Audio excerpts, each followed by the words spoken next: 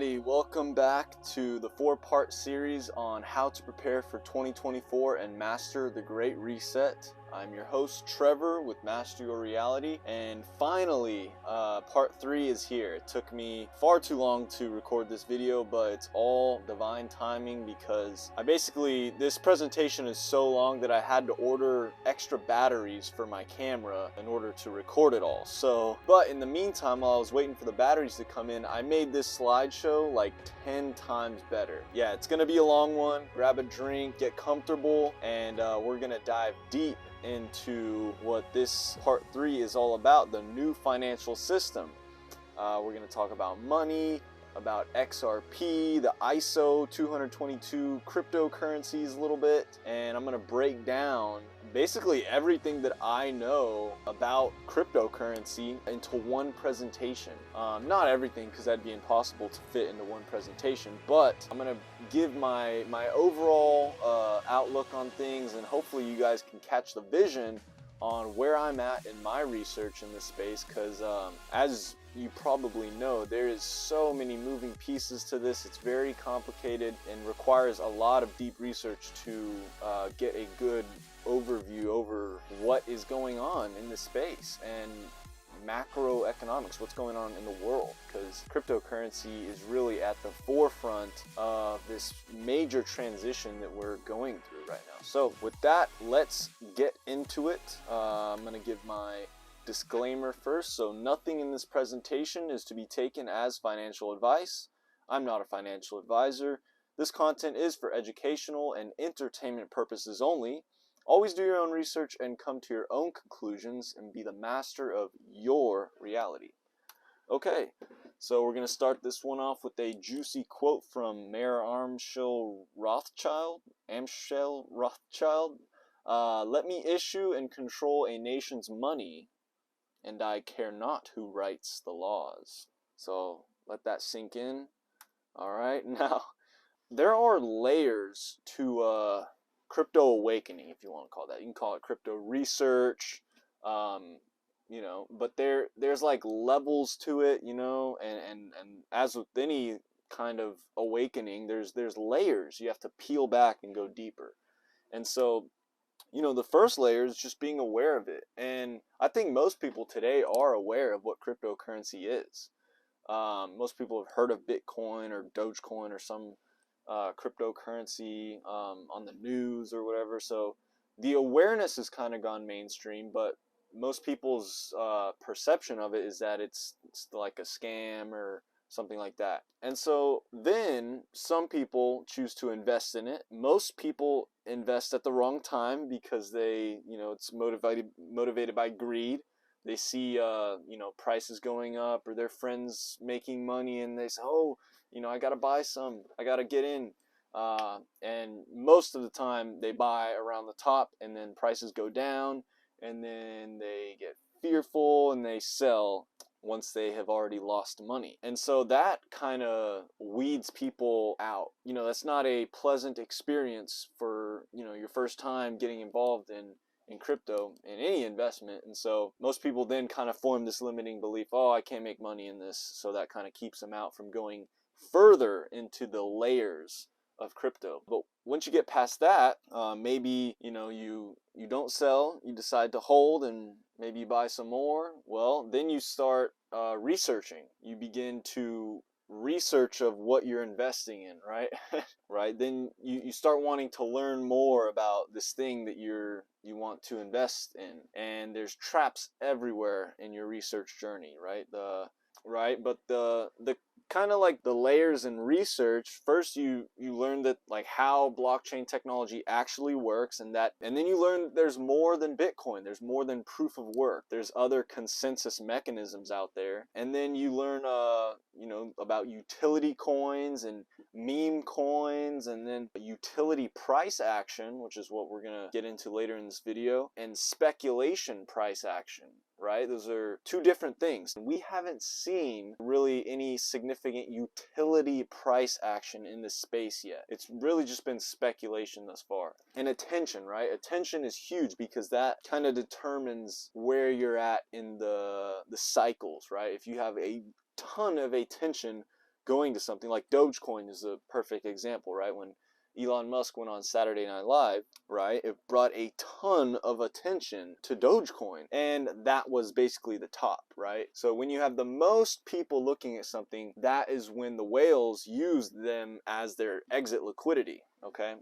Then you have, you continue in your research, then you start to figure out partnerships that coins have and interesting connections in there, and then finally you get to the dark side of crypto, all the corruption and lies and even mysteries in this space. And so we're going to kind of get into a little bit of all that in this presentation, and eventually, hopefully, we can peel back all those layers and get you to catch the vision, which is a critical point of all this. If you're not able to see essentially the future of how this is all going to impact finance and everything, I want y'all, this is my goal for y'all with this presentation. I want you to catch the vision that I have of the future, of how this is all going to play out, and which players, who are the winners and who are the losers in this space, because that's huge. If anything, we're not going to go like super deep, super technical. This presentation is more me to just kind of show y'all where I'm at in my research, the vision that I have, and I highly encourage you to do your own research into the ideas that we talk about in this presentation. So let's continue. All right, but before we get into all the connections and the crypto research, first I want to briefly touch on money, because understanding what money really is so important. Really understanding what money is critical to be an investor, to be an entrepreneur. You need to understand what money really is, okay? And money is energy, all right? Money is currency. And currency is essentially a store of energy, right? It's like potential energy. So I can convert my physical or mental work into money, into a different form of energy, right? I can then convert that money that I earned from doing physical or mental work, and I can convert that money, which has a certain value, into other forms of value. And converting one form of value into another form of value that you believe will be at a higher value in the future is the basic principle of investing. That's why it's super important to understand money is just energy. Also, your thoughts and ideas are money. You can have an idea to create something like a business or art or anything, and then that thing, which was just once an idea, can now bring you money, right? And so money is energy, and attention is the highest form of currency that exists. Now, this right here, attention being the highest form of currency that exists, this truly shifted my perspective of being an entrepreneur, and also just my personal research, my journey as an investor, when I realized how valuable my attention was. Like truly, your attention is the most valuable thing that you have. And it's sad because so many people today, they take that for granted, and they just spend their attention, they spend their time doing things that don't serve them at all, really just to gain short-term pleasure, but at a long-term cost to their potential. So once you realize that, what you focus your attention on can actually change your life, things start to change. You need to stop spending your time. You need to stop just spending your attention on things that are kind of impulsive, things that kind of bring you short-term pleasure, and start investing your attention. Start investing your time into things that will pay off down the road for you. So I genuinely appreciate you investing your attention, investing your time to watch this presentation that I've made for you. And I think you're gonna find a lot of value in it. So let's continue. So money is basically whatever we believe it is, whatever makes sense to use as money. So you got bartering, gold, metal coins, paper money, plastic cards, electronic money, now cryptocurrency. And so I kind of see the outcome of all this will be something like bartering gold, you know, like real things, plus this new cryptocurrency, kind of taking those two, and that will essentially make paper money, plastic cards, and electronic money redundant and no longer needed, right? Because it's just a better form of money when you have real tangible value represented in digital form, right? So for many reasons, including convenience, trust, and surveillance, transactions must be recorded on some type of ledger. So let's quickly look at the evolution of ledgers. You don't really have a ledger with the bartering system because each transaction can be very unique. So it's really kind of up to the participants to remember.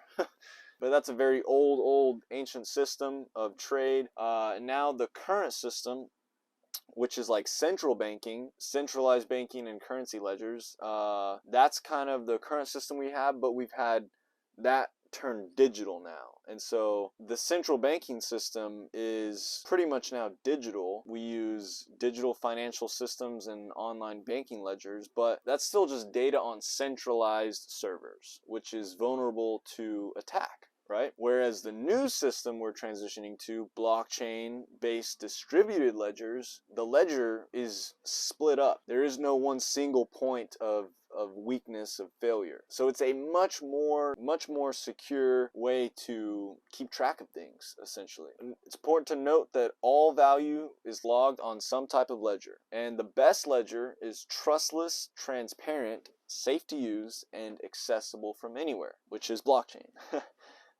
But blockchain's even better because it's the money aspect of it is built into the ledger. Does that make sense? Like it's very important to understand that the value is built in to the ledger. So it's like a 2-in-1, all right? So how is blockchain revolutionary? Now, there's thousands of videos out there explaining this, but I'm going to break it down into the most simplest form that also doesn't understate just how revolutionary it is. So the internet enables digital abundance, right? Information abundance, data abundance. You know, you can take one book, right, which contains a whole bunch of information, and you can copy that book and spread it all over the world without using any paper, any physical. It's just ones and zeros. And so it's essentially digital information abundance is what the internet gave us. Now, there's only so much you can do with that system, right? Because you can't really have markets in that system, right? Because there's no scarcity, right? You can just copy stuff, spread it infinitely, essentially. And so there's only so far you can go with that system. You need scarcity, all right? And so blockchain enables digital scarcity, right? Now you have digital value, finite things, okay? Secure value cannot be changed without majority approval, right? This is why it's secure, which is the consensus mechanisms. And there's many different kinds of ways to reach consensus. Scarcity means finite, right? There's only a certain amount of those things, which gives it value, right? There's a limited supply. This is the critical point. You have to understand why this blockchain stuff is so revolutionary, because it creates that digital scarcity that enables digital markets to function. Finite value cannot be copied or spent more than once.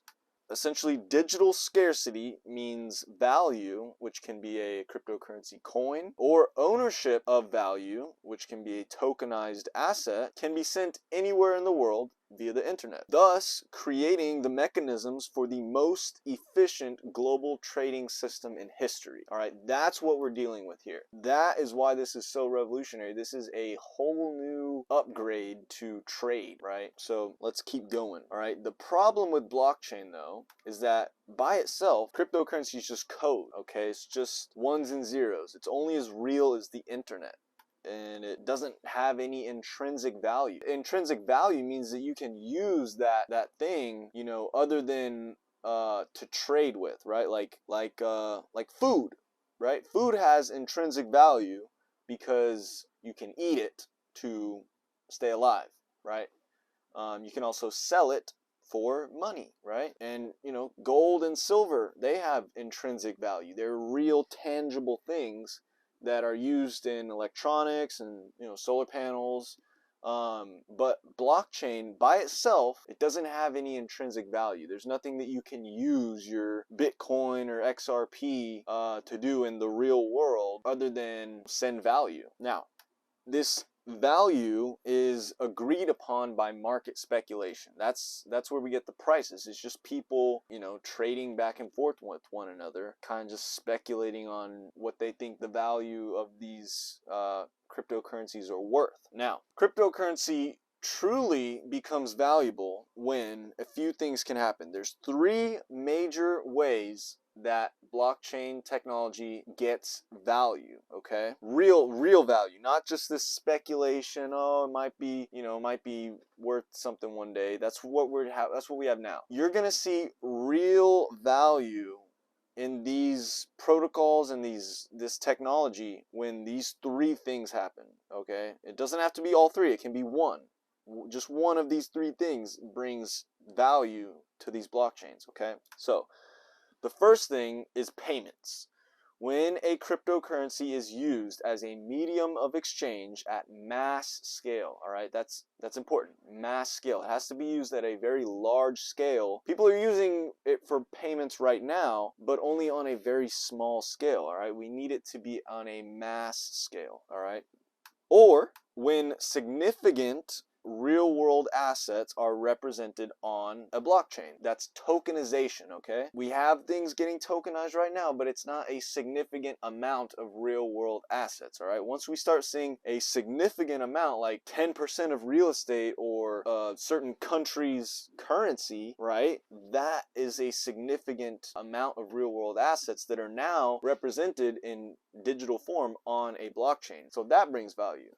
The third way is when a DLT, distributed ledger technology, is used to securely authenticate systems. Now, this is essentially verification. You can call it authentication, securing systems. Basically, this is the most complicated one to understand, but this is huge because you can essentially have like a blockchain monitor a system, and at every stage in that system, keep a record of what happened. So now you can have an immutable, distributed, and trustless record of a process, of a system from start to finish that is publicly accessible by anyone, okay, if it's a public network. And we're going to go more into this last one towards the end of this video, but those are the three ways blockchain becomes valuable: payments, tokenization, and verification, okay?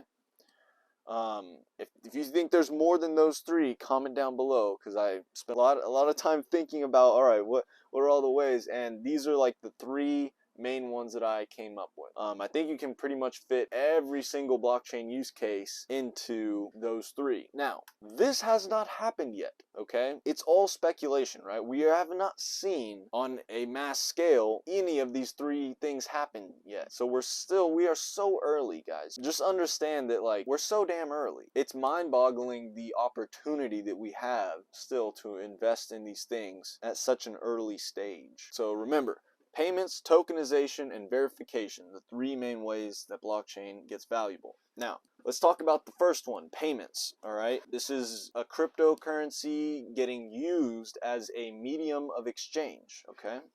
Now, you have to understand, eventually, the digital infrastructure for currency agnostic payments, which means doesn't matter what currency you use, will be implemented at mass scale, creating a level playing field for payments regardless of location or currency, okay?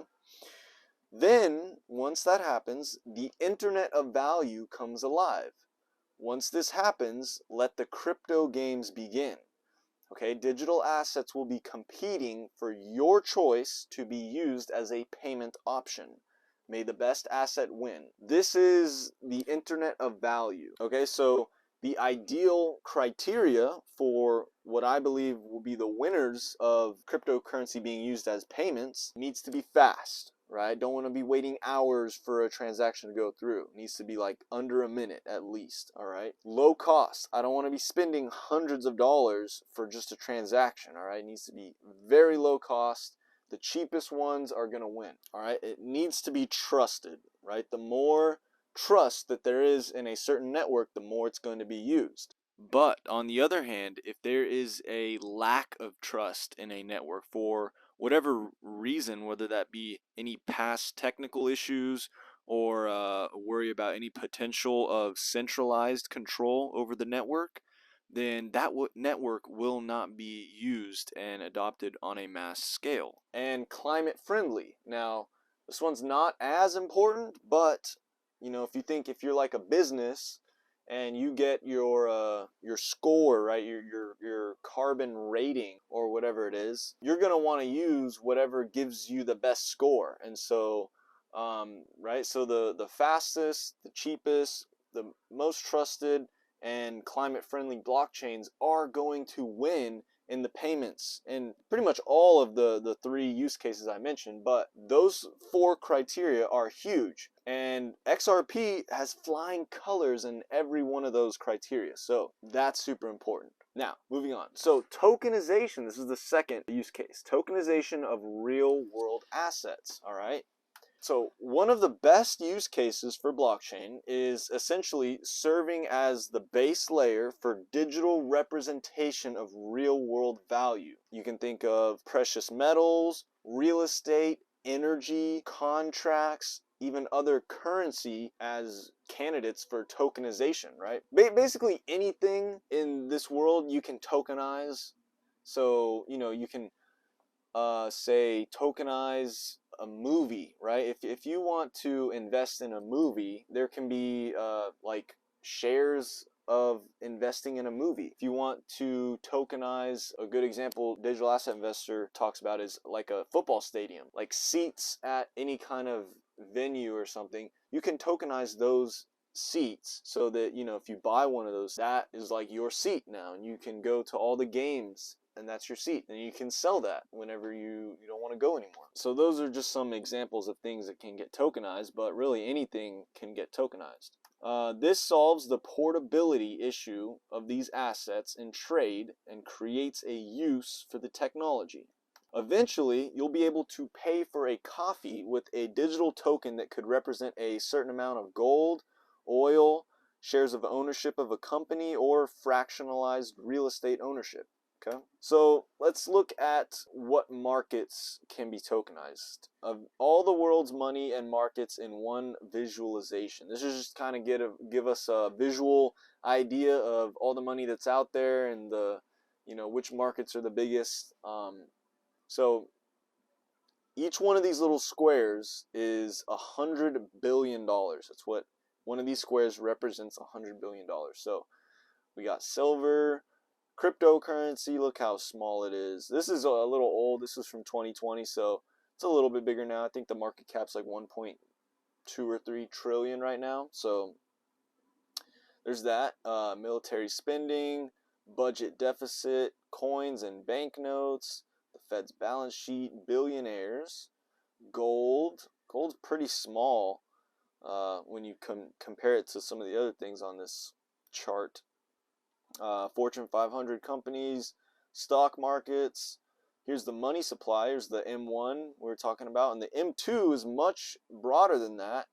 But most of like the liquidity injection, the money that's printed, is in the M1. And then you see here on the side, 7% of money is physical. This is all just for the U.S., by the way.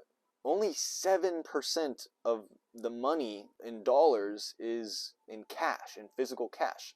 93% is already just ones and zeros. It's already digital. All right. Global debt, global real estate, pretty big market there. That can all be tokenized. Trillions of, how much is it? $280 trillion worth of value. Global wealth.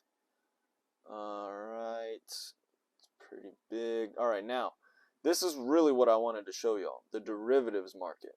All right, so I'm just gonna scroll down, and there, look at that. Look how crazy, look how huge it is. So this first box is kind of like what they know that they have, and then this other box is the high-end estimates.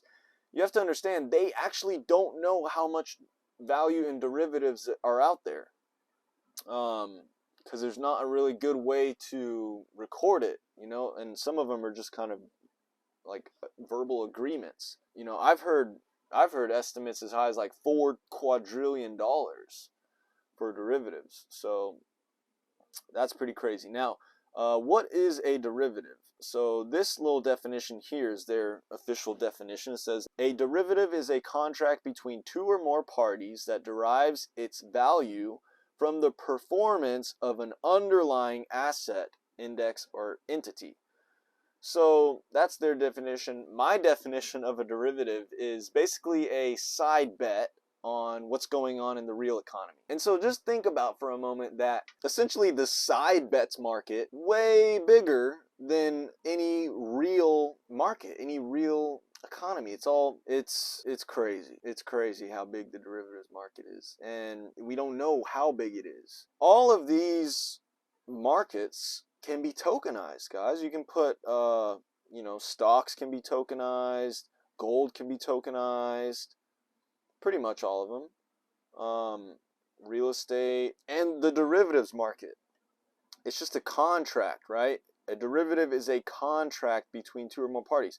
Why not make it a smart contract on the blockchain? So this is a, we'll call it 1 to 4 quadrillion market that could be coming onto blockchain in the near future. So back to my presentation here. So that was about the tokenization part. Now let's talk about verification, the third major value use case for blockchains. So the third valuable use case for blockchain is being used to validate, authenticate, and track essentially any system where information flows digitally. And the information doesn't even have to be digital, right? You can have like QR codes that can turn like a physical authentication into digital authentication on blockchain. Now, although this might be the most complex use case to understand, I like to think of the blockchains in this use case as a sort of a plug-in layer for flows of data. Imagine that you already have some type of system, and then you just kind of plug in the blockchain. There will be like a monitoring layer that monitors and verifies data in that system using an immutable and distributed ledger. And so some of the use case examples include the supply chain process, health and legal information systems, smart cities.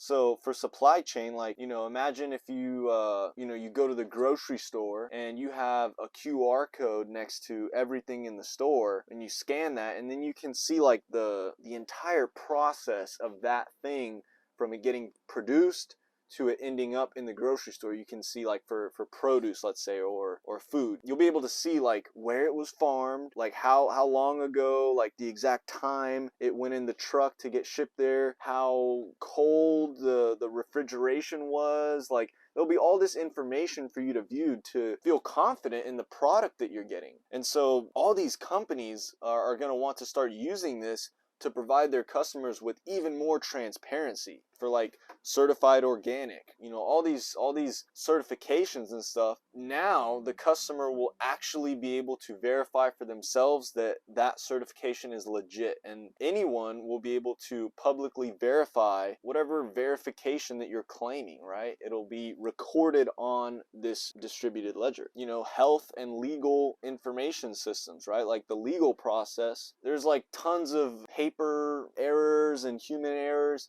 If you had like let's say for some type of bill that is introduced, right? It goes through all these steps before it actually becomes law. If that bill was like an NFT or something represented on blockchain, now you have a recorded history on a distributed ledger of each step in the process, right? And what better way to provide, now that whole process can be publicly accessible in real time by citizens.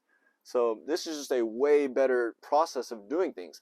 Now, I do think that the verification, this use case will be like one of the last ones that we see mass implementation, you know, especially as we get these smart cities that are being made, right? You're going to have all these devices, all these smart devices, right, that are talking to each other. Now your refrigerator is going to be talking to like your stove, and you know, your phone will be talking to your the lock on your door. Like all these devices will be talking to each other. Your car, as you drive down the street, you know, will be communicating with the street lights. All right, you think I'm joking? No, this is I'm being serious. Like this is a technology where the lights, the LED lights, are emitting some kind of code, and your car, your phone are able to receive that, and it's like this grid now. It's like this this web of things. This is the Internet of Things. Okay, this is IoT, the Internet of Things, where everything's going to be talking to each other. Also, you got to remember there's going to be like AI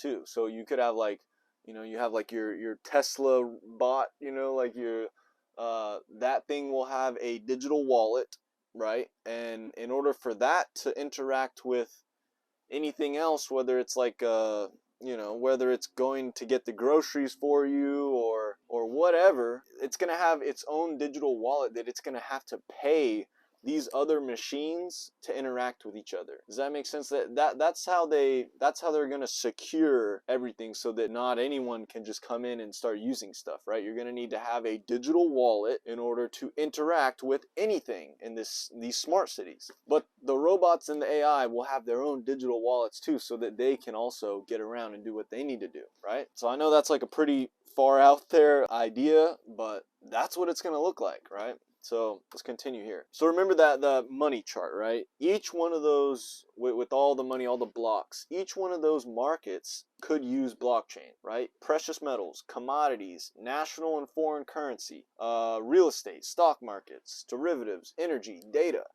Who even knows how big the data market is? That wasn't on the chart. Neither was energy. But you know, these are things that can be now represented in a scarce digital form. And within each of those markets, there can be, the payment systems can be upgraded for faster and cheaper payments, right? So you have to understand, like, blockchain is going to transform all of these markets, guys. It's going to transform everything. In each one of these markets, you can have it tokenized, but also you can have the payments now upgraded, faster and cheaper payments using blockchain. And then you can have that new system monitored and verified that everything's functioning okay with a verification blockchain, like a DAG or something. All right. So in each of these markets, you have the opportunity to make payments more efficient, tokenize assets, and verify and authenticate the new systems. The question is, what blockchains will actually be used in these market sectors, right? There is like 1.8 million cryptocurrencies out there. Most of them are not going to be used at all. Okay, so we need to find which ones are going to actually be used, so we can invest in those, right? Before all this happens. That is what we're figuring out here. So I say that they've already been chosen. All right, we don't really have to look too far to figure out which ones are going to be used, because they've already been chosen to be used by big players, by governments, by global organizations, by corporations. They've already been chosen, and the partnerships have already been made. All right, we're just basically waiting on the announcements, right? The public announcements, right? We don't know for sure what's happening behind closed doors, you know, these backroom deals, you know, handshakes that are being made. We don't really know what's actually going on behind the scenes, but we know a lot, because they've already told us so much about what they're doing. So there's probably around 20 or so chosen blockchains, but for this video, we're mainly going to just be focusing on XRP, since it seems to be the one chosen by the biggest key players. I also think XRP is going to have the best performance out of all of them. That's why it is my biggest holding, so just being transparent.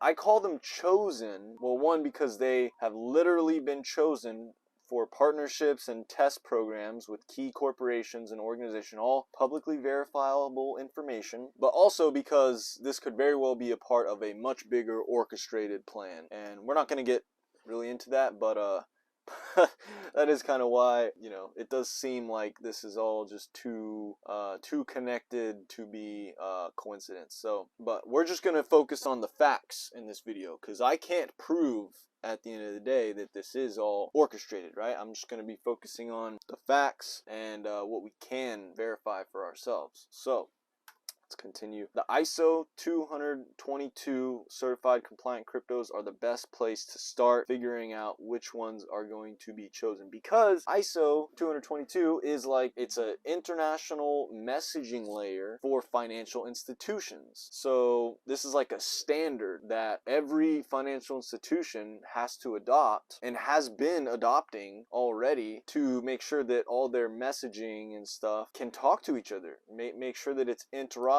And so we're basically just waiting on the rich data messaging to begin, which is payments value included in the messages now. So if you want to see my entire crypto portfolio, you can join the Master Your Reality Patreon, which will give you access to our private Discord community where I post what currencies, what cryptocurrencies I'm personally investing in, my overall investment portfolio distribution, and I'm just finishing up my exit target so you can see where I'm going to be selling, because it's so important to have an exit plan and follow through with it. So now I'm going to show y'all, I'm going to play y'all an awesome video by NotFinancialAdvice.Cryptos called Why Do I Hold XRP? Because in this video he kind of just lays out the best, taking all these little pieces of information and kind of laying it down that shows you, yes, XRP is chosen. So check this video out. Why do I hold XRP? Because Ripple's the chosen one to lead the new global digital payment system, and they use XRP. In 2013, the Federal Reserve began looking for faster payments options. 2 years later, an action plan was born and a federal payments task force was created. It included one company focused on crypto, Ripple. In 2014, the World Bank and Better Than Cash Alliance, which includes the Bill and Melinda Gates Foundation, Clinton Global Initiative, and the governments of 32 countries, put out a report called The Opportunities of Digitizing Payments. 1 year later, the Better Than Cash Alliance featured one crypto company on their website, Ripple. Today, Better Than Cash Alliance and all other UN initiatives are focused on a single agenda, the Sustainable Development Goals for 2030. You can see the SDGs logo on Bill Gates' lapel, world-leading companies, the Better Than Cash Alliance website, and on the UN's official exchange, Exchange. What crypto is Exchange officially utilizing for their carbon credit solution? XRP. The world will move to a new international standard for exchanging electronic messages between financial institutions by 2025 called ISO 20022. Who was the first ISO 20022 member focused on distributed ledger technology? Ripple. Who's partnered with over 300 financial institutions, including Bank of America, American Express, PNC, Santander, SBI, HSBC, Standard Chartered Bank, Bank of England, India, Singapore, Scotland, Australia, and Indonesia, the largest banks in Japan, Canada, Egypt, the Middle East, United Arab Emirates, Thailand, Morocco, Bhutan, South Korea, Brazil, and Latin America? Ripple. Who is a former employee overseeing the Federal Reserve? Ripple. A former employee overseeing the world's largest asset manager, BlackRock's digital asset division? Ripple. Leading Australia's CBDC effort? Ripple. Who hired a former Treasury of the United States? Ripple. 2 former Federal Reserve attorneys to their board? Ripple. 2 former Clinton and Obama advisors? Former Minister of Defense and Economics of Germany? Former business director at Swift? Former Swift board member? Former CFO of PayPal? Former head of the DTCC? Former chief business officer at Uber? Former VP of Amazon and former SEC chair on their legal team? Ripple. Who's a member of the Digital Pound Foundation, Digital Dollar Project, Digital Euro Association, Mojaloop, IMF's High-Level Advisory Board on FinTech, Hyperledger Blockchain Consortium, Open Payments Coalition, Faster Payments Council, Global Payments Steering Group, Cross-Border Working Group, International Association for Trusted Blockchain Applications, Crypto Climate Accord, University Blockchain Initiative, World Wide Web Consortium, and a featured partner of the World Economic Forum with 3 members of their team directly listed on the WF website? Ripple. Now, does Ripple and XRP sound like they're going to disappear, or do they sound like they're part of a much bigger plan? You decide. Alright, so huge shout out to NotFinancialAdvice.Cryptos for making that video. I put a link to his channel in the description of this video, so please go check out his work. He's an awesome researcher.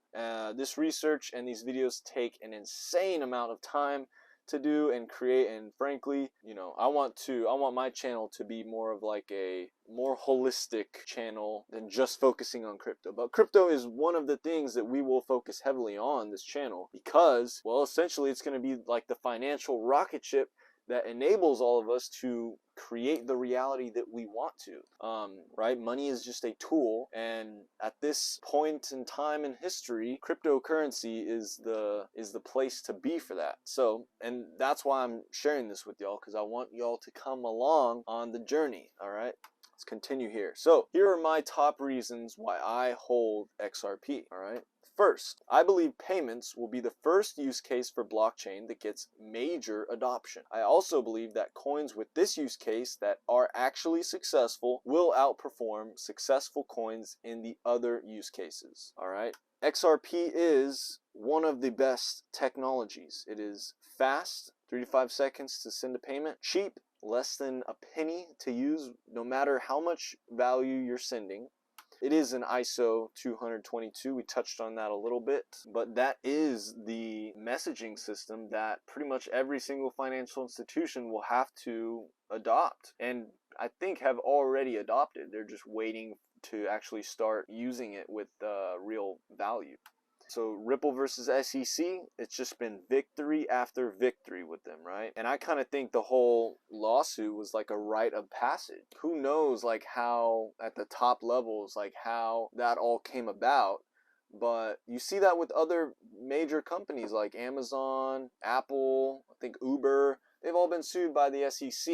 It brings a certain level of clarity to their markets. All right, Rosie Rios, if you remember her from the first video, the 43rd Treasurer of the United States who joined the board of Ripple. So take out a dollar bill from your wallet, it could be a $100 bill, $10 bill, whatever, and look in the bottom left corner and see if you can see whose signature that is. And I'll bet you that it is Rosie Rios's signature, because her signature is on most of the cash in circulation right now.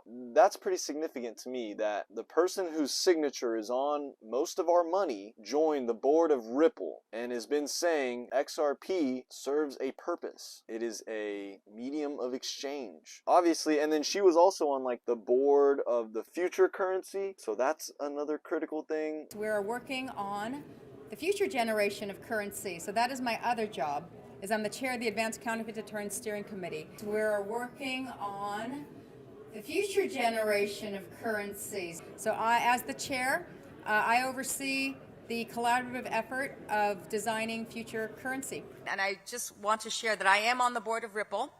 Ripple is XRP. And so when people ask me the question, why did you join the board of Ripple? I joined the board of Ripple because XRP serves a purpose. It's a function that facilitates cross-border payments. So yeah, that's a pretty big reason. All right, the Ripple and the ISDA partnership, I think it stands for International Swaps and Derivatives Association. It's International something and Derivatives Association, but that is huge. Why would Ripple be partnering with an association to do with derivatives, right? Remember how big the derivatives market is, okay?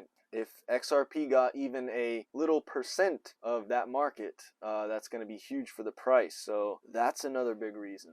The XRP army, right? The community is amazing in XRP, and that's a pretty big part of any investment, right? How's the community? There really is no other community like the XRP army. So, you know, there's such a high energy, right, breed of people in the XRP community. I don't find that in any other crypto community. So that is a pretty big reason. Now, X equals 24, right? If you know, you know. If you're here from the Waters Above Wolfpack, I appreciate you being here. I'm really gonna butcher this. I'm sure Jordan could do a much better job than I could, but yeah, X is the 24th letter, just like Omega is the 24th letter. You have the Omega on the dollar bill. This 24 getting tied back to Jupiter.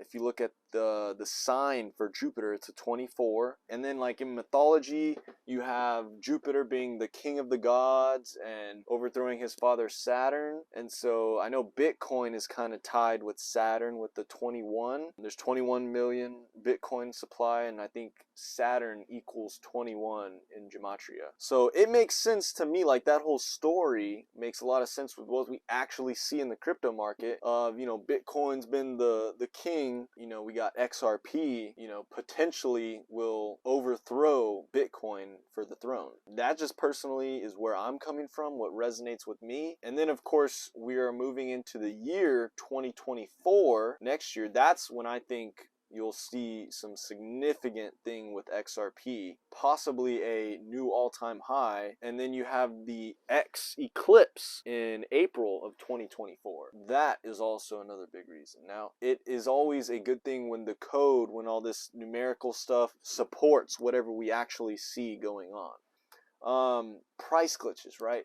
Why is XRP there, especially like in the last couple weeks, there's been like 2 or 3 price glitches. No other cryptocurrency has as many of these price glitches like XRP does. I think the price is totally manipulated. We also know that the supply on these exchanges is running out. So I think the price glitches is like part of it is just supply on exchanges running out. So you'll see like a price spike on one exchange. But I also think that because some of these price glitches go to an insane amount, part of me thinks that they're actually like testing the network, testing XRP to see how it actually performs under stress, under large transactions running through it. I can't prove that, but it is a pretty interesting observation, these price glitches.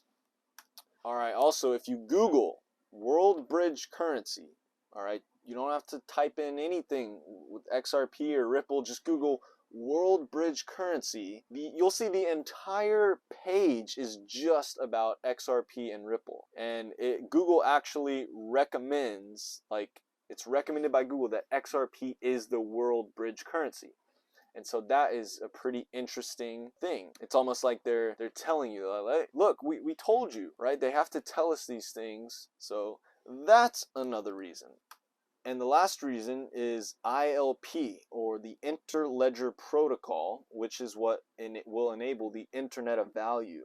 And so that's what we are going to talk about now. So this is huge, okay? The Internet of Value. This is basically just a protocol, all right? And I know there's other like variants of this similar idea. I think Ripple has their own, like Ripple X. I think Hyperledger was one that was doing something like this. I know that now they're more like they just kind of build like software to manage blockchains. Let's quickly try to understand what this Interledger protocol is and why I think this is like possibly more revolutionary than blockchain, because this is what will enable us to start actually using blockchain. Okay, this is very similar to TCP/IP, which stands for Transmission Control Protocol / Internet Protocol. And this is basically how the internet works today. It's built out in layers. You can see here you have the network access layer. That is essentially like the physical layer, right? You plug in your computer to the Ethernet cord. That then gives you access to the network layer, which is the internet itself. That's where all the data is, all that information is flowing. The transport layer then kind of combs through that data, finds the one that you're looking for, takes it out, assembles it in a way that your application can read, and then feeds it to the application layer, which is where you actually interact with the internet. It can be like your browser or whatever application you're using. And so that is TCP/IP. Now Interledger works pretty similar to it in the sense that it also has layers. Some of the layers work almost identical to how TCP/IP works. So you have your application layer with Interledger, and this can be like your mobile wallet, banking app, whatever application, whatever interface you're using to do digital payments. All right, and then that layer is where you're actually interacting with. Then you have the transport layer, which kind of feeds the data from the Interledger protocol to the application and back, and then the Interledger protocol is the layer that is kind of like underneath all the other ledgers out there. It's like the sub layer that kind of connects all the ledgers out there together. And then underneath that you have all these payment networks and stuff, and underneath that is where you have the blockchains. How I understand this is it's like it's a currency agnostic payment system that enables you to pay for things using any currency. It uses this Interledger protocol connecting multiple ledgers to find the quickest path, most liquid path to complete your transaction. It can be going through ACH, it can be going through Swift, through your banks, through blockchain, connecting all these ledgers together so that, it doesn't really matter what currency you pay with. The recipient of the payment is going to get whatever currency they want to accept. And a fact about this, the Interledger Protocol was basically created by people from Ripple. And Stefan Thomas is quoted in one of the videos I was watching as saying that XRP is the most efficient plugin to use in this system because of its specs, right? It's fast, it's cheap, it has the built-in exchange, and so it's able to serve as this bridge currency between many different payments regardless of what currencies are being used, right? Here you can see kind of what I'm talking about. You have all these disconnected ledgers, right? You got banks, blockchain, mobile money, online wallets. Even within the world of blockchain, you have all these different blockchain ledgers that really can't talk to each other that well without some kind of interoperability layer. And so that's what this Interledger Protocol is, but it doesn't just connect the blockchains, it connects all ledgers, essentially. So this is the rails, guys. This is some type of protocol that is able to connect all these different ledgers together, whether it's just some kind of quick update, little software update. Now you can essentially send value through any of these ledgers, but the key thing is that you need a path. It's not going to work, your transaction won't work if there's not a path from whatever currency you want to pay with to whatever currency is being accepted. That's where you'll see XRP start to shine. First off, one of the fastest, cheapest currencies to use as a medium of exchange, but also with the built-in exchange in the XRP ledger, you now have currency pairs to almost every single currency. So this is where we get the idea of like, all right, we have now all the ledgers connected. Now that's like a level playing field for those forms of payment. So let the best one win. Let the best form of payment win. And if this was enabled, XRP would win. All right, there's no question. Probably XLM as well would be one of the winners because of its very similar specifications with XRP. I mean, after all, it was created by Jed McCaleb, who was one of the developers of the XRP ledger. So, but I hope you kind of get the idea of where I'm coming from, where this is what levels the playing field for payments. It allows, you don't have to use XRP, but it just might be the best option to use. Okay, so I hope that made sense. And then in this, here are these very famous, very popular visuals of how this system can actually work, right? So on the left image here, you have like the OG, the first 8 ISO 222 compliant coins. I think there's like 13 now. They all serve their own purpose, right? And remember those 3 ways that cryptocurrency becomes valuable: payments, tokenization, and verification. You have those 3 in this system. You have XRP, payments, Stellar XLM, payments. XDC is kind of a mix between tokenization and payments. And then you got Hedera Hashgraph. That is more for tokenization. Algorand's more for tokenization. Those are both like good smart contract platforms. Constellation, DAG, and IOTA are the verification layers. Okay, those are the ones those are both DAGs. They're directed acyclic graphs. It's like another type of blockchain that's not your traditional blockchain. Super fast, super scalable, but those are going to be like the plugin layers for these new systems. And so IOTA obviously stands for Internet of Things over the air, so that's going to be the one that's like connecting like your stove to your refrigerator and your microwave, all that stuff. The Internet of Things. And then DAG, Constellation DAG, they got a partnership with the Air Force. I kind of see that one being like the overall financial system verification layer, also potentially like communications layer. I need to do more deep research into DAG, but that is another pretty good one. And these are kind of old graphics, but I just wanted to show them so you can see it's not just going to be one cryptocurrency. It's going to be multiple cryptocurrencies working together, each serving their own purpose to create like this whole new financial system. Now let's talk about some facts. All right, and fact number 1 is the dollar is effed as a currency. Okay, we know this, right? More money printing, which devalues the dollar, right, as the supply of the dollar increases, demand for it goes down. More money printing is needed to keep the economy functioning. This whole thing is built off of debt now. It's too late to stop. If we were to stop printing money, all right, eventually the whole system would lock up because it's all based on borrowing. It's all based on debt. Okay, so there needs to be more debt added to the system to keep it going. So therefore, hyperinflation, because of insane amounts of money printing, or a debt restructuring is inevitable. Probably we'll get hyperinflation until we get a debt restructuring, which is basically where they, revalue assets like gold and account for all the money printing, and then they repeg the dollar or other currencies to those assets now at a higher value, and that basically wipes out the debt. I think both of those things are going to happen. This is the easy part to figure out, okay? The hard part to figure out is what the new system will actually look like and how to invest accordingly. And that's what I think we've done a pretty good job of figuring out here.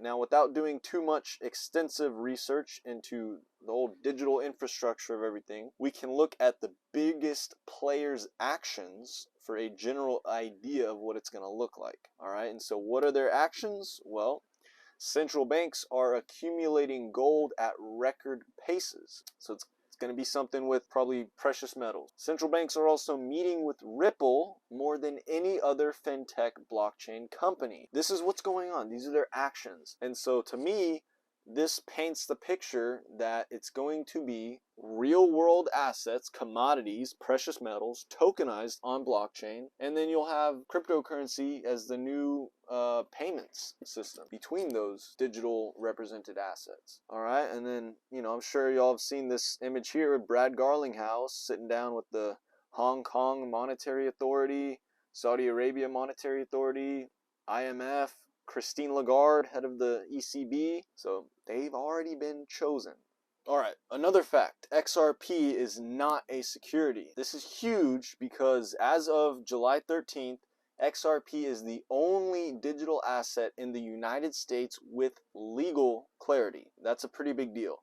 This is basically the green light now for US institutions to begin using XRP. So it's only a matter of time before a major currency's CBDC goes live on the XRP ledger, or only a matter of time before certain market sectors implement ILP, Interledger Protocol, or other ISO 222 compliant infrastructure. Personally, I think that a lot of this has already been done behind the scenes and they're just waiting for the announcement, and I couldn't tell you what they're waiting for, so it's only a matter of time. Now, let's talk about XRP's price a little bit. XRP needs to be at a high price to move global markets. If that's really what they want to use this thing for, then it needs to be at a much higher price than where it is today. Why? Well, think about what's actually happening behind the scenes in a transaction, right?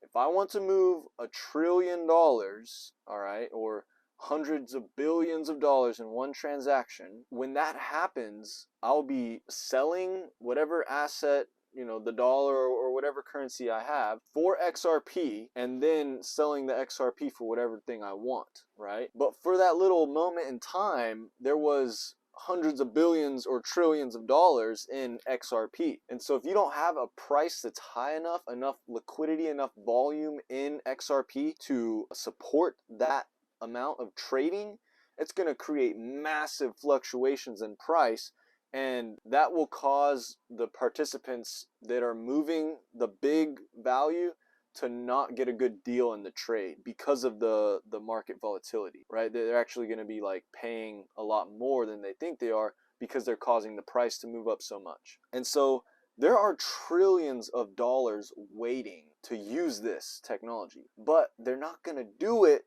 until the price is high enough so that it actually makes sense for them. So turnover in global foreign exchange markets reached $7.5 trillion per day in April of 2022. That's a big number. Remember, we saw the derivatives market was like 1 to 4 quadrillion. So, if XRP becomes the medium of exchange for derivatives, it's got to be a pretty high price to facilitate all that trading and the amount of value in those trades. So I hope that makes sense. I hope you understand it doesn't make sense to use XRP for large transactions like hundreds of billions of dollars to trillions of dollars if it doesn't have a high price. They want to use something, right? I mean, they want to use something, but whatever they use has to be liquid enough for it to make sense. I think they want to use XRP, and they're planning to make it the most liquid asset so that they can use it, okay? Now, how could XRP's price get there? Because it's not there yet, all right? So this is where we get into some heavy speculation time. Now, the first reason,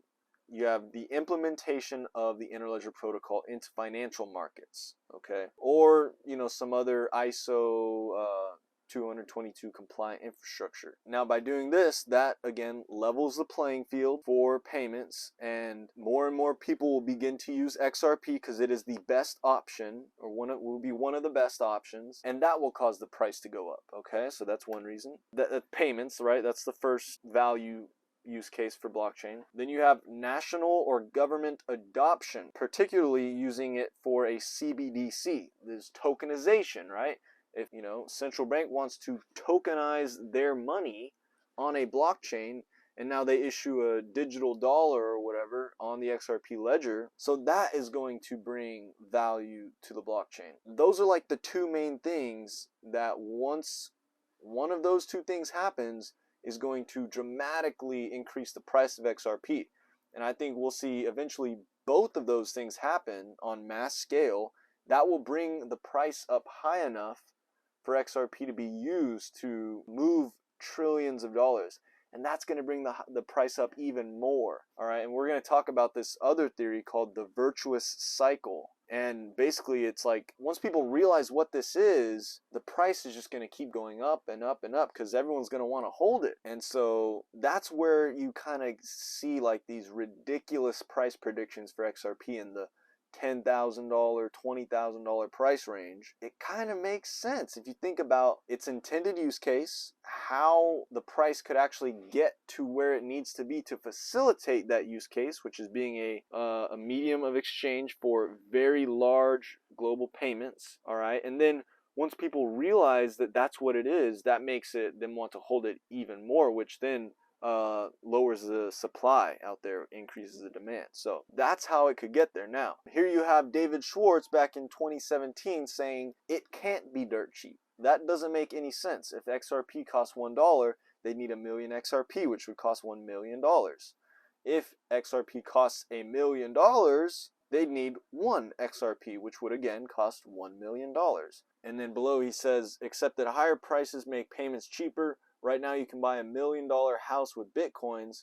When Bitcoins were $300, it would move the market too much and be too expensive to be practical. So higher prices make payments cheaper. I hope y'all understand like the whole moving the markets too much because of a low price. If the price of Bitcoin is $300 and you want to buy $1 million house, when you buy $1 million worth of Bitcoin, you're not going to be getting it all at $300, right? The price is going to go up as you start buying it because there's not enough people at that time willing to sell you $1 million worth of Bitcoin at $300.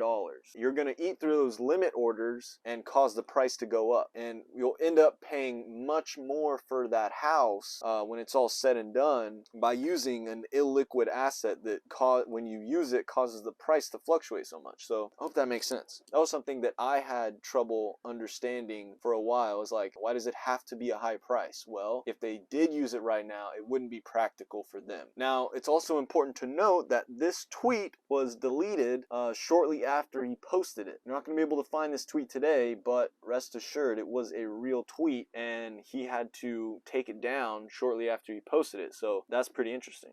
All right, now moving on. So continuing our speculation time of how XRP's price could get there. Now, if you go to Ripple's website and you look at their solutions under the use cases, you'll see three things. Now, I edited this image, okay? You're not going to see these little on and off switches, icons, if you go there, but you'll see these three use cases. Cross-border payments, that's the payments, remember from our three use cases we mentioned at the beginning, payments, tokenization, and verification. You have cross-border payments, and then at the bottom you have central bank digital currency. Well, CBDC, that'd be a tokenized currency. So that's tokenization. Now, crypto liquidity.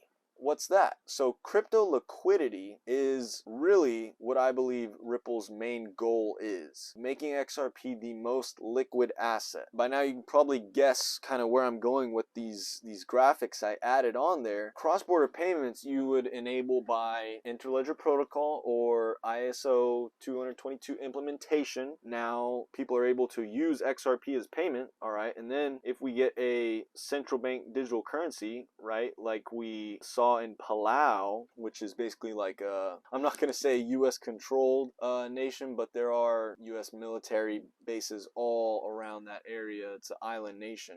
But they did a pilot program for a US dollar pegged stablecoin. You know, you can see there I got the test complete. All right, cool. We know it can be done. Now we're just waiting for, you know, it to be done on a bigger level. So what I kind of saw, what kind of jumped out at me when I was looking at their website is those two, the cross-border payments and CBDC use cases, those use cases are what create the crypto liquidity. Once we really start to see the implementation of stuff like ILP, ISO 222 standard, those protocols implemented into the financial infrastructure, then XRP will start to be used as a currency for payments. And that's going to bring value to the ledger. That's going to bring liquidity to the ledger. So will central bank digital currencies bring liquidity to the ledger. All right. So it's like you have these two things that are currently off right now, not really being used at a mass scale. But once they start getting used, billions and trillions of dollars of payments, and you see like a major country's currency be built on the XRP ledger, that's going to bring an insane amount of liquidity to XRP. And that's when you see the crypto liquidity come alive, right? You have these two switches being flipped, whatever, but that's what brings the liquidity that is needed for then XRP to serve as like this global bridge currency for handling trillions per day.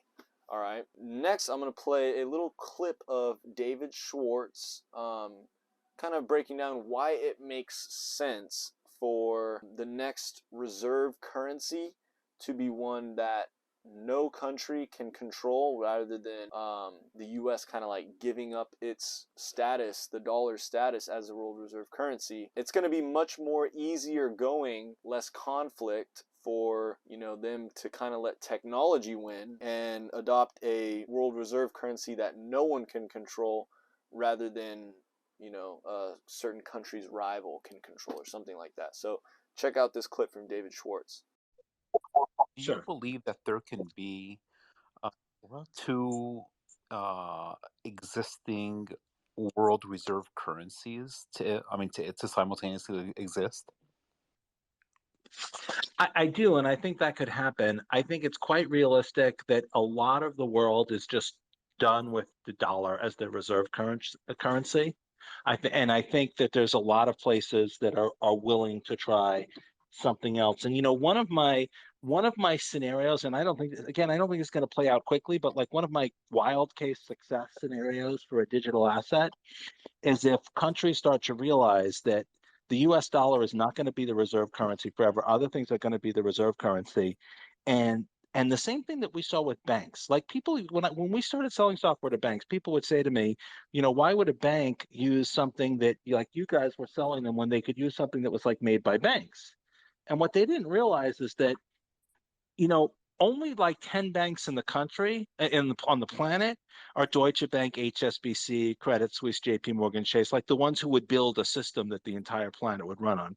For the rest of the banks, that's 6,000 smaller banks, those are their biggest, strongest competitors. Those are the entities they hate the most. They would not want to use the system built and maintained by them because it's going to be biased in favor of them, their biggest and strongest competitors.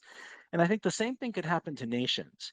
Like every nation would love for their currency to be the world reserve currency. That's helped the US, that's grown the US economy, quote unquote, unfairly by leaps and bounds for decades. And every other country would be like, yeah, we'd like to have the world be the world's reserve currency. But the only countries that could possibly pull it off is the US holding its position, maybe the EU, maybe Russia, maybe one or two others. But realistically, most countries know that if there's going to be a new world reserve currency that's a country's currency, it's not going to be them. And so they might actually prefer a currency that nobody can control to one that's controlled by their largest geopolitical rivals. And so that's like what I think is the biggest possible success scenario for digital assets. If these countries are like, okay, well, the US dollar can't hold on forever, but it's not going to be our currency because no one's going to want to repeat the US dollar scenario. Nobody but the EU wants the EU to replace the dollar, right? Nobody but Russia wants the ruble to replace the dollar. Nobody but China wants the yuan to replace the dollar. So maybe they could settle on a currency that nobody could control rather than one controlled by their most powerful geopolitical rival. So if you want a success scenario, that's the one that I think is the most likely. But the money question is, how do you get everybody to agree? Well, I mean, they might agree if the alternative is that their geopolitical rivals force some new replacement for the dollar that's not, if they just replace, the old boss with a new boss. If the choice is no boss, if that happens to make a bunch of cryptocurrency people rich, I don't think they're going to see that as too much of a minus. That's good. Yeah. It was great talking to you guys. Hopefully that clip let you see why it makes sense for something like XRP to replace the dollar's status as a world reserve currency. Now, so we have all these things, all these different pieces of the puzzle coming together, right? We have XRP's intended use case as this world bridge currency. You have its potential to dominate the payments space once we get level playing field for payments. And then you have, its CBDC platform. Hopefully by now, you can kind of see how this can very quickly start to spiral upward for the price of XRP. And so now we're going to talk about this, the virtuous cycle flywheel. So in this little graphic here, you can see as XRP adoption increases for payment and digital asset transactions, XRP's price increases. Then price increase drives up demand to store value, reducing available supply for transactions. Less supply, more demand. New use cases emerge, driving vertical and horizontal growth adoption. And then competing forces of adoption and store of value demand lead to an exponential price increase. So it's almost like you have this unveiling of this thing's going to be used. As that happens, as that increases, the price goes up. So that makes people want to hold it as a store of value, especially if everything else is collapsing. And so you can kind of let your imagination just have fun and wander, like how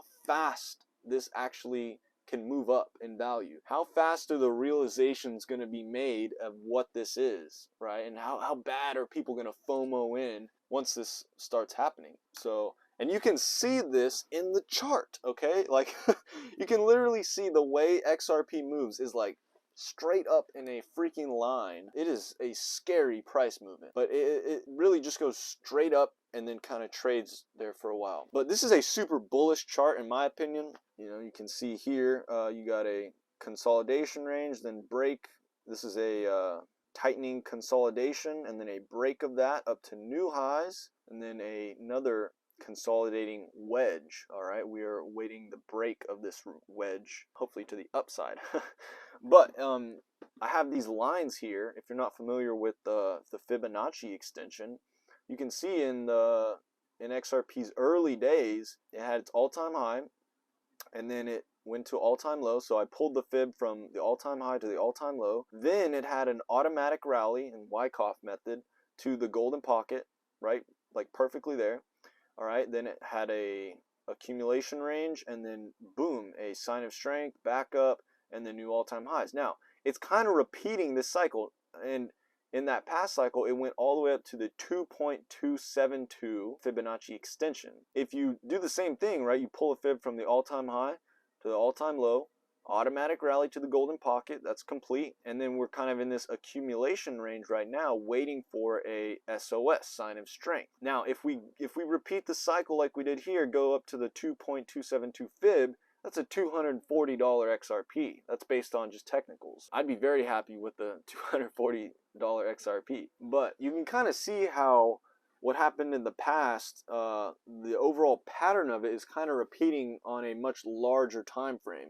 And of course, the XRP did not have a new all-time high in the 2020 bull run. It made a lower high, which in my opinion is more bullish because it's a even longer consolidation range. It's like a spring, right? And the spring, the spring for XRP's price has been held back and compressed much longer than a lot of these currencies out there, than a lot of these other cryptos. And so once that tension is finally let go of that spring, the price is going to go even further, because we've had this much longer term of price consolidation. That's kind of why I think we could definitely see like a price in the hundreds of dollars for XRP. Yeah, but this chart, right, XRP's price is not sexy. It's terrifying, right? A sexy chart would be something that kind of moves up in like a stair-step pattern and you can trade it easily. XRP's price is not like that. It just goes up in a straight line and you have really no time to trade it. You just got to get in, you know, and be prepared for that big move, essentially. This is why, in my opinion, XRP is the most interesting investment, because of the mystery of its price, right? We don't know how high this thing is going to go. We don't know if it could go to $25 or $25,000 plus. And there's been much larger price predictions out there than $25,000, just so y'all are aware. Check out the XRP Lions price prediction from the confidential committee. I think his was like 500,000 or something crazy. But yeah. It's terrifying because we just don't know. But that's a big reason like why I will be holding on to a good amount of XRP, like no matter what, just because, you know, we don't know. We also don't know how quickly this could happen. This could be a flip of the switch moment. You know, they already know how much to buy to get the price to where they need it to go, and it's just gonna boom, it's just gonna go up there. I mean, you see how the price moves, right? Like this is why we think, oh, the flip of the switch, you know, it's just gonna go straight up there. But it could take decades to play out, right? It could be more of a longer stair-step pattern. You know, we just don't know. But I mean, all the more fun, because at the end of the day, we can only wait and see how this movie actually plays out. Now we're gonna get into some even more deep speculation to build an even stronger case for XRP. We already got a damn good strong case so far in the video, but we're going to dive further down the rabbit hole of speculation for XRP. It was always XRP, and you're not supposed to know. We are glitches in the matrix. We are anomalies here at Master Your Reality. So as well as I think most people in the XRP army are, who see the vision of what this thing is. You know, I don't think we're supposed to know. But so crypto has very mysterious beginnings, right? If you even call crypto's beginnings 2009 Bitcoin, right? I'm sure, as most of you know, Satoshi Nakamoto is a pretty mysterious person. So who are the four Satoshi Nakamotos? Now, I am not claiming this for certain. I've seen some things that are pretty interesting that would suggest it could be Jed McCaleb, David Schwartz, Arthur Brito, and Craig C. Wright. Now, out of these four, I think Jed McCaleb is the least likely to be one of the four Satoshi. Oh, and if you don't know, I say four Satoshi Nakamotos because there was a video of the FBI person saying that they went to meet with Satoshi Nakamoto in the early days when it was like, Silk Road and all that. They went to meet with them and they found out it was four people from Silicon Valley. California. We looked at Bitcoin. It was the most prevalent at that point. We had seized quite a bit of it, millions of dollars worth, under the Silk Road investigation. So one of our agents who started looking at another online marketplace through the deep web, which was called Black Market Reloaded, they were sending weapons through packages and ordering them on the dark web. And he was really, really smart, forward-leaning agent. And he goes, I want to go interview Satoshi Nakamoto. And we're like, what? He said, yeah, I want to go interview this guy. And at the time, we're like, hey, it's a figment of somebody's imagination. Maybe it's true. Maybe it's not true.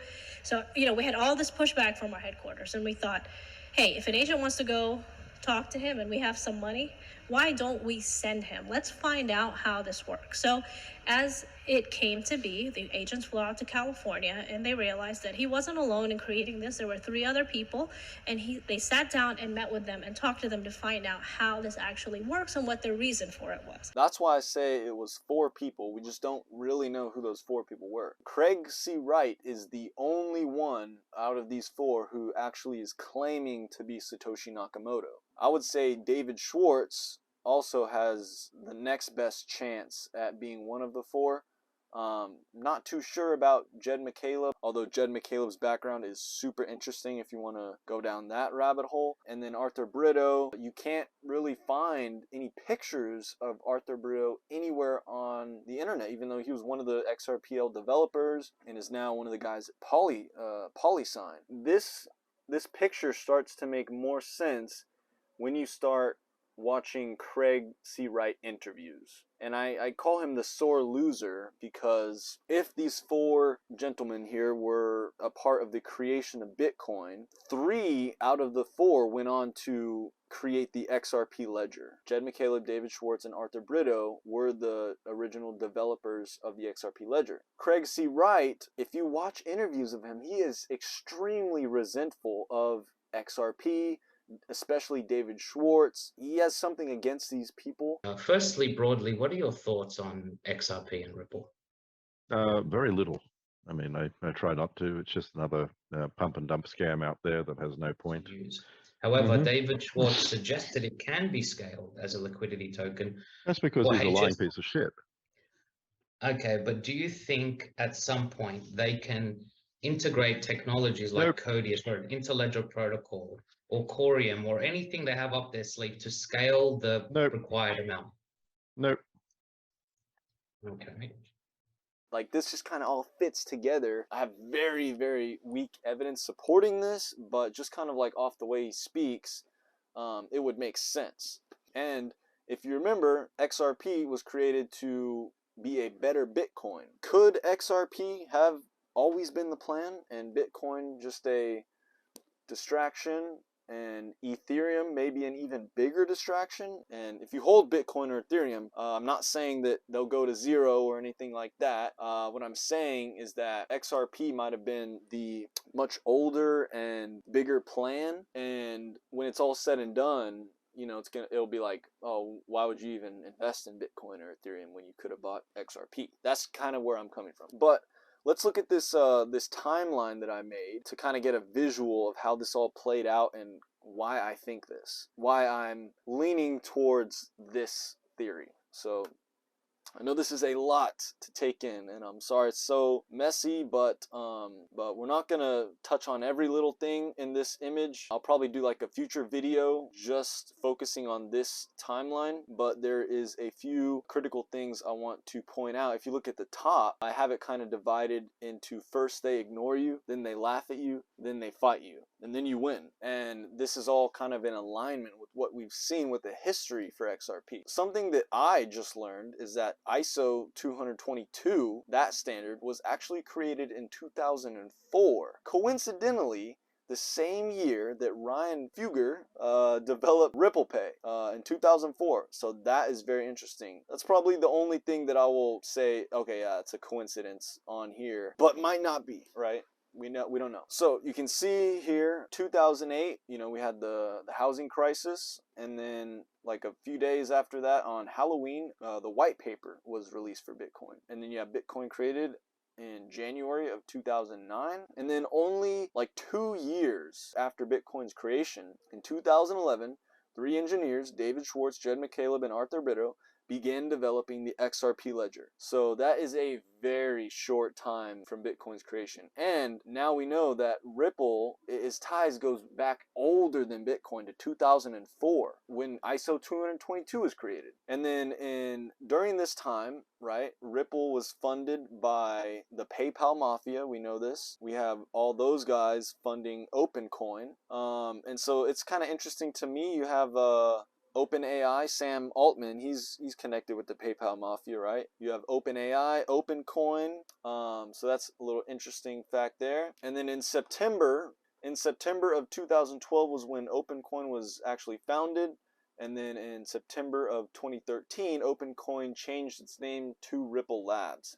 Now, in 2012, was when we see Vitalik Buterin hanging out at the Ripple HQ, sleeping on their couches. And so then he leaves, goes to start Ethereum. You know, we know that this is all like connected. Ethereum's all connected with China, got its funding from Wang Zhang. They're behind Prometheum promote Ethereum. Now, my speculation mind goes, all right, so maybe Vitalik went to try to go work for Ripple. They turned him down, so he said, oh, you know what? I'm going to go to China because this is a U.S. thing that's going on in Silicon Valley. I'm going to go get some funding from China, and we're going to try to beat them. And so then you see July 30th, 2015, Ethereum launches. They did their ICO in July 22nd of 2014, and then they went live in 2015. Now, by this time, Ripple had already been chosen by the Federal Reserve Faster Payments Task Force. They had already been mentioned in documents by the World Bank and Better Than Cash Alliance. And so Ethereum was the first to do the ICO, which was the whole ICO way that they did it was the idea was created by Steven Narioff, who, as you can see at the end here, just happens to be blowing the whistle on all this corruption now. So the guy that made the idea for Ethereum's ICO is now blowing the whistle on all of it. And he was the only one who didn't take any Ethereum because he knew it was illegal. So after Ethereum was the first one to do ICO, then you have, you know, all these other thousands of coins. Now they do an ICO, and then you see this massive boom in crypto. You have the rise of ICOs. Then you have DeFi. Now let's go to 2017 here. That was when XRP had its all-time high, and you had that secondary price spike in XRP's price when they announced that Ripple would be escrowing half of the XRP supply. And then shortly after that, in January of 2018, you see XRP overtake Ethereum for the #2 spot. And so that's kind of where I start the then they fight you stage. You know, they were kind of laughing at Ripple and XRP by going off and doing their own thing, trying to beat them. But then, you know, XRP overtakes Ethereum, and they're like, oh, dang, you know, now we really gotta come at these people. Very shortly after that, in the same year, you get the Hinman Bitcoin and Ethereum free pass speech, which basically created a fraudulent market. That's why you can see I have the whole area from 2018 to now. I consider it to be a fraudulent market because that is not legal clarity. That speech is just a guy's opinion. But that's all that was needed for Bitcoin and Ethereum to basically steal the show in crypto, right? And then you got Brad Garlinghouse meeting with presidential aid at the White House twice in 2018. And then in 2020, Ripple's the first blockchain company to join the ISO 222 body, not just to get certification, they actually joined the body. And then shortly after that, in 2020, in December, SEC sues Ripple for securities offering. We see more of the they fight you stage. And also, after that XRP overtook Ethereum in 2018, that's when we saw like the media narrative shift as like this, oh, XRP centralized, like a look here, look at Bitcoin and Ethereum, don't look at XRP. Pay no attention to that centralized thing, which is not true. XRP is more decentralized than Bitcoin and Ethereum, okay? We also got the massive liquidity injection shortly after the COVID-19 whole deal. You know, I talked about this in part 1. We have this massive liquidity injection into the market, basically keeping it alive, propped up on stilts. This is like, we're in like the mass distractions era. More recently, in 2023, we have XRP gets legal clarity. Even more recently, we have the charges against Brad Garlinghouse and Chris Larson drop. So that's very good, win after win. And coming up shortly, we have the ISO 222 migration to, I believe that is the rich data messaging, where they actually begin sending value through it. It's been pushed back. The most recent pushback has been pushed back to March 17th of 2024, which is right before we have the X solar eclipse. That's kind of the date range that I would give for any massive increases in price. And then you can see there on the bottom there, that whole time you had all that distraction going on. You have ISO 222 implementation being adopted, and ILP, Ripple X, and Hyperledger development, all those things, that's all getting developed. During that time, you have the whole meme coins, NFT, metaverse distraction from really what's crypto's most fundamental use case that brings value to the blockchain: payments, tokenization, and verification. But really, payments is going to be, I think, the first big one where you see a ton of value come on chain. Let's see, is there anything else I want to cover on here? The pre-Genesis is pretty interesting. If you didn't know, XRP's Genesis block, I guess, is missing. It's really just the first 37,000 ledgers, I think, is missing. And conveniently, the Genesis block, which is like ledger 37,000 something, started on January 1st of 2013. So there was a 6 to 7 month period I call the pre-Genesis. I calculated, I figured out the starting supply, which was 100 billion XRP. And then when the ledger Genesis block, what we call the Genesis block, started in 2013, there had been some XRP burnt. I tried to like calculate how many transactions were done during that time period. This is what I came up with. So in the 6 to 7 month period of the pre-Genesis, based on a average transaction fee of 10 drops, which is 0.00001 is 10 drops, there was 0.00368 XRP burnt during that time. And so if you divide that number by 10 drops, you get 3,680 transactions during that time. And so that's an average of 20 transactions per day. But most likely, all the transactions were not evenly distributed. If you say all the transactions were done in 1 month, it'd be 122 transactions per day. And so when I was researching this, I was trying to see if that pre-Genesis period could be hidden from us, could be potentially deliberately missing, so that we don't see that, oh, they were actually testing like billions of dollars on the ledger during that time to make sure that it worked. But the amount of transactions don't really support that theory, so I don't really like that theory. But it could still be true, like, right, there was 3,680 transactions during that period. So a few of those could have been massive transactions. We just don't know. All right, they could have been testing the ledger during that time with billions of dollars of transactions. And if we were able to see that, it would give it all away. So that's why they're missing. I don't know. It's just a theory. It's just an interesting theory. But, you know, it kind of lines up with everything else we've been seeing with XRP. Oh, I also will probably be posting a video showing the actual charts from the beginning of Bitcoin to now. And you are actually able to see many times when Bitcoin drops and XRP goes up. So that shows that Bitcoin whales, right? The original holders of Bitcoin, you know, the OG miners of Bitcoin, are selling their Bitcoin for XRP to accumulate XRP. I'll make a video like showing all this, but this whole time you have Bitcoin whales dumping Bitcoin for XRP. So that also kind of goes into this whole theory. Oh, it's always been XRP. I hope you enjoyed this timeline here. Anyway, let's move on here. The attention, right, is a critical point of this. Remember, the attention is the highest form of currency. Since 2017, attention has been deliberately moved away from XRP and focused on Bitcoin and Ethereum. Now, this is where I pull the card, what's popular is wrong. You have these very popular two digital currencies, Bitcoin and Ethereum, whose technology is inferior to XRP, they're the ones getting all the attention. They have the spotlight right now.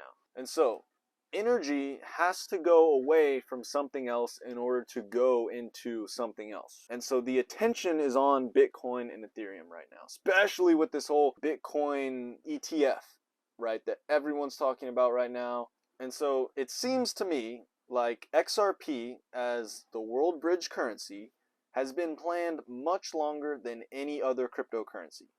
Bitcoin might have been created as like a test to make sure it works, as well as the distraction from XRP and real gold, right? Digital gold, so you don't buy real gold. And Ethereum might have been the inevitable competition, right? There's always going to be competition, but Ethereum was allowed to thrive and even pushed ahead in the early stages of this market, but in the long run stands no chance to the chosen ones that are in the club. That is my speculation. I encourage y'all to do your own research and to figure out, you know, what you think is going on in these markets, but that's kind of where I stand based on the research that I've done. I could be wrong. I seriously could be totally wrong. I could be biased, but if you hold Bitcoin or Ethereum, please don't let me FUD you out, all right? Do your own research, come to your own conclusions to decide your investment thesis. Just being transparent, Bitcoin and Ethereum are not a part of mine, all right? I believe XRP is special, obviously. Time after time, it literally feels like the universe is presenting me with information, signs, and synchronicities that point to this digital asset, XRP. Now, I'm going to show y'all a little video that I took here in Ohio of light reflecting off these windows. And this was pretty recent, but it literally created like a spot-on XRP logo in the light reflection. So yeah, I mean, you could say that's coincidence, but man, I think we live in a simulation, and that's like the signs, you know, telling me, hey, you're on the money. Yeah, no, for real. We are in a simulation, and I truly believe that if you're watching this video and what I'm saying resonates with you, then you are meant to experience investing in this asset class. You might just be a part of a select group of people here that were meant to see this, or anything about XRP, meant to find XRP, invest in this asset that would change their lives forever, and from that wealth create humanitarian projects and invent things that would change the course of humanity to a much brighter future. You already know, like, we've changed, the XRP army has changed the course of history by with what happened in the Ripple versus SEC case with John Deaton and the 67,000 XRP holders. Like, we made a difference in what actually happened. It really feels like the XRP army is like this chosen people. All right, I know that sounds crazy. I know that sounds a little egotistical, but after a certain point, after like sign after sign after sign and win after win after win, you kind of just have to give up at a certain point and be like, all right, yeah, XRP is special. You know, I'm really just trying to speak from my heart right now. It truly feels like we are on the verge of massive transformation in this world, and I know y'all can feel it too. It's just like time after time again, ever since my awakening moment, if you want to call it that, my spiritual awakening, it really just feels like I have been guided by the universe, by God, whatever you want to, however you want to refer to higher power, to where I am right now, because I've allowed myself to listen to my intuition, you know, and really operate more from feeling, listening to my heart more than my mind, if that makes sense. And that's kind of led me to where I am right now. That's like one of the other reasons why I just am so in love with this digital asset, XRP. It feels like I've been guided here by a higher power. To some of you, that might sound crazy. Hopefully it resonates with most of you. And time will tell like how this all eventually plays out. I mean, if I end up being completely wrong about all this, then, well, I would have been led here to learn a big lesson. but I don't think I am. I've spent countless hours trying to prove myself wrong, and you know, I can't seem to do it. The more research I do, the more solidified my thesis gets. You know, that's why I'm willing to kind of put all this information publicly out there with the risk of being wrong, because I don't think I will be. I think this video will age very, very well. So if this video makes you hate XRP and the XRP army even more, that's okay. I get it. I still love you, and I still want you to be the master of your reality. All right, that's what we're about here. We're not a crypto focused channel. We are focused on helping you become the master of your reality. That's what we're all about here, helping you be the master that you want to be, because you are the master of your reality whether you like it or not. Okay, this channel is made to help you become the master that you want to be. So with that, in conclusion, the new financial system will be a collection of blockchains working together to allow for real-world assets to be tokenized and traded globally, instantly, cheaply, and securely. All signs point to XRP being the standard for global institutional payments, which will likely see the most value on chain. I hope you can feel my authenticity, alright? I try to present the information in a way that you can feel that I am still very curious and open to many possibilities, but also doesn't hide how bullish I am. I hope you caught the vision. No expectations equals no disappointments, and prepare for tomorrow, but live for now, alright? Don't let this space, cryptocurrency, prevent you from living your best life today, okay? You can spend a long time worrying what the future holds and what this is all going to look like, but if you're letting that affect how you live your day-to-day life in a negative way, then it's not worth it. Prepare for tomorrow, but live for now. Live for right now. Live every day today like everything that you want to happen has already happened, and that will bring that reality to you even faster. If you live your day like you already are, you know, crypto millionaire, XRP, generational wealth, do the things that version of you would do today, that's just going to bring that reality to you that much faster. Okay, and I'm speaking to everyone right now. Like, the more the collective consciousness does this, you guys have to understand, we can influence reality. We can create our reality by embodying the frequency of that reality. So be as if it already is. So prepare for tomorrow, but live for now. All right. And lastly, please do your own research.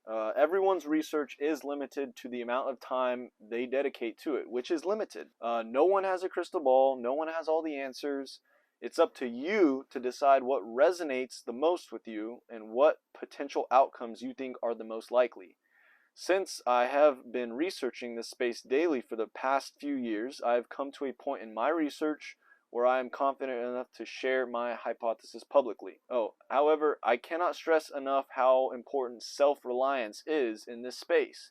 Waiting for someone else to tell you when to buy and when to sell will only guarantee your failure as an investor. I want to learn more too. That's why I created the Master Your Reality community, Discord, is so that we can all bounce ideas off of each other and make our thesis stronger, right? If we all share our research, I'm sure there's research that you've done that I am not aware of, right? And so if we can all have a space to share our ideas, we can make that stronger. So if that's something that interests you, please click the first link in the description of this video. You can join the Patreon, which will give you access to the Discord. Thank you so much for watching. Again, I really appreciate you investing your attention into this presentation. I hope you got a lot of value out of it. And if you have any questions or any comments, please leave them below. Please give this video a like and subscribe to the channel. Hit the notification bell to stay updated on when new videos come out. I have extra batteries for my camera now, so I'll be posting more videos more frequently. Alright, stay tuned for part 4, the final presentation in this series, the timeline and taking action. Not the timeline that I showed you on this presentation. It's going to be more of how I see this potentially playing out in the markets, and global economics, and then just some tips for, you know, taking action if you are new to the cryptocurrency space, and more of some tools for you to add to your tool belt for dealing with the Great Reset. Keep an eye out for that video, should be coming up pretty soon. Other than that, much love. Thank you all so much for watching, and hope you have a great day. Till next time, be the master of your reality.